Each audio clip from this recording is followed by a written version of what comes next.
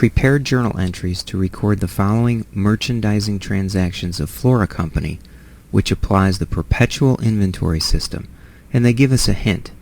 It will help to identify each receivable and payable. So for instance, on the July 1st entry we have an impact on accounts payable, but instead of just indicating accounts payable, use the approach by saying accounts payable dash and then the name of the company.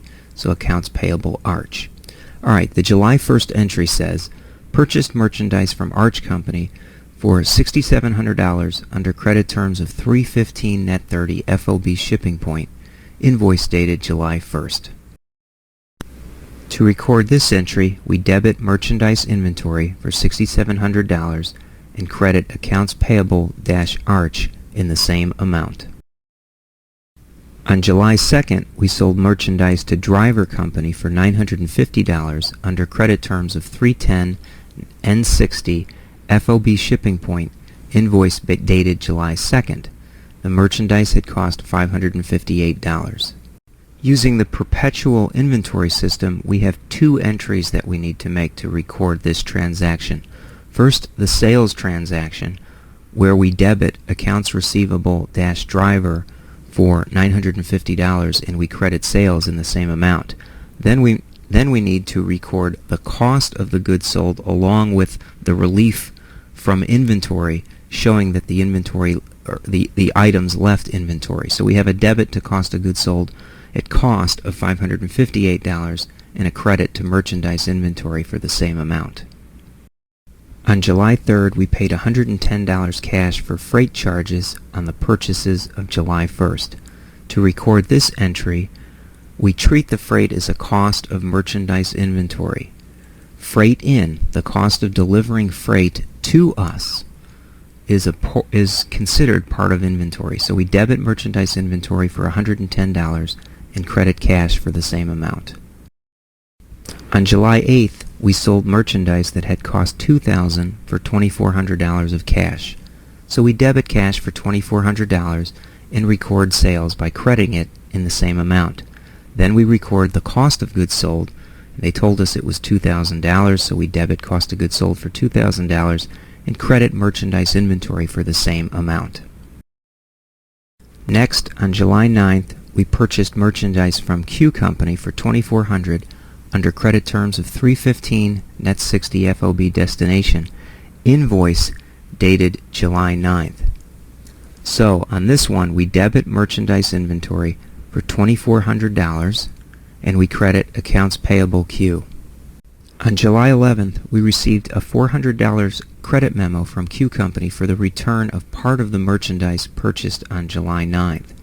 So what this does is it reduces the amount we owe Q. We debit accounts payable to reduce the amount that we owe them as an obligation, and we also credit merchandise inventory to reflect the fact that part of the merchandise is being returned. On July 12th, we received the balance due from Driver Company for the invoice dated July 2nd, net of the discount. Well, since they took the discount, the dollar amount we receive is $921, and we also record a debit to sales discounts of the $29. And then we reduce the accounts receivable by the gross amount we had outstanding for Driver, which was $950. On July 16th, we paid the balance due to Arch Company within the discount period. That means we take the discount. So we reduce the accounts payable at the gross amount, which was $6,700. We credit cash at the net amount of the discount, which is $64.99. And then we reduce the value of merchandise inventory to reflect the fact that the discount reduces the price of the inventory, and that's a credit of $201.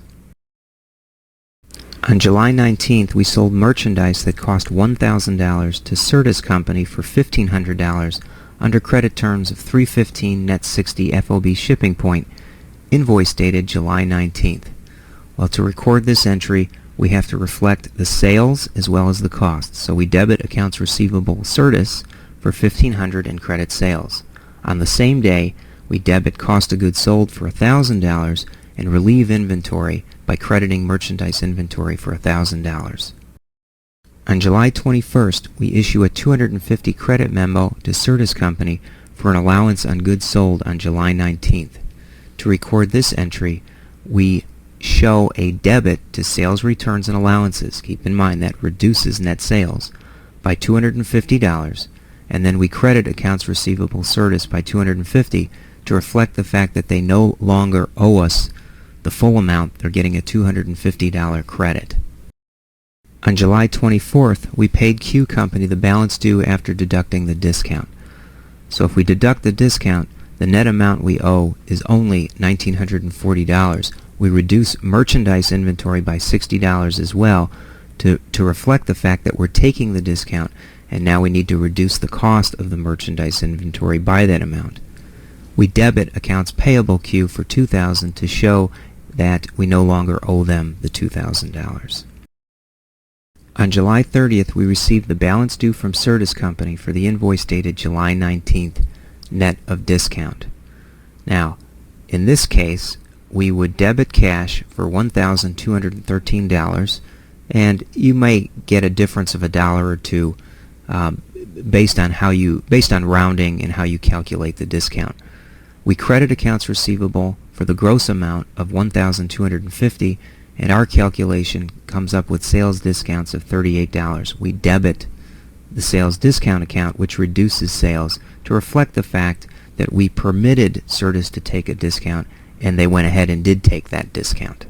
Then on July 31st, we sold merchandise that cost $5,500 to Driver Company for $7,400 under credit terms of 310 net 60 FOB shipping point, invoice dated July 31st. So to record the sale, we debit accounts receivable Driver for the sales dollar amount, which was $7,400, and credit sales in the same amount. To reflect the cost of sales and to relieve the inventory, we debit cost of goods sold for $5,500 and credit merchandise inventory for $5,500.